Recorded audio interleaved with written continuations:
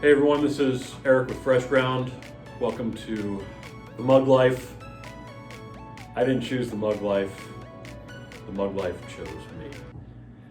Going to talk a little bit today about coffee processing methods. This is one of those things that you will see on coffee bags occasionally, specialty coffee especially.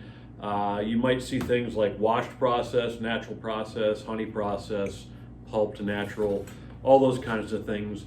Basically what that means is we have a coffee cherry, and what we want to get to on the inside of the cherry is the seed on the inside of the cherry. How we get that, how we get all the pulp and the sticky, sugary mucilage off of that, there's a couple of different ways. I'm going to talk about two of them today. They're kind of the far ends of the spectrum. We're going to talk about a washed process coffee, and we're going to talk about a natural process coffee. When I have a washed process coffee, my farmer picks his coffee cherries off of his coffee plants, brings them down to a mill, and the mill will run those coffee cherries through a depulper, machine that's basically two big cylinders, and squeezes the cherry between the two of them and spits out the seed on one side. And then they will take that coffee seed and they will let it sit in water for a period of time. It might be 12 hours, 18 hours, a day, 2 days. And what it does in that tank is it ferments and breaks down all the sugars that are still on the cherry or in the seed. And then after it does that for a little while, they will wash it off with water. That is a washed process coffee. Typically washed process coffees, you get a much cleaner tasting coffee because all of the pulp and mucilage and everything has been washed off the seed before it is continued processing. The opposite end of that spectrum is a natural process.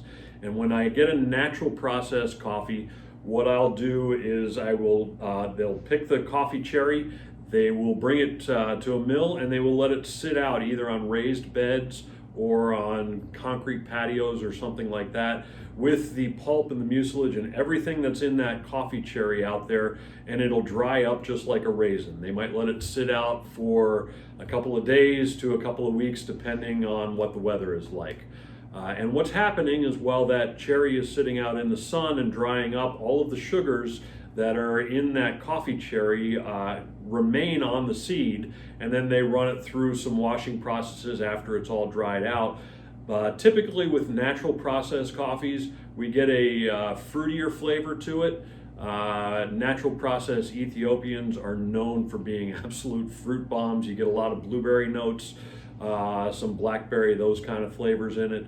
A lot of times though, you have to be a little bit careful. Sometimes naturals can taste a little bit funky because they are sitting out and not being they have all that fruit sitting out there on for a long time, so things can go wrong during that processing method that maybe don't happen as much after everything's been washed off. So those are two of the main ones. You might hear of some other stuff. There's a lot of gray area in between and some interesting developments that are happening in coffee processing even today as we're talking, but washed process and natural process coffees are probably some of the most common ones.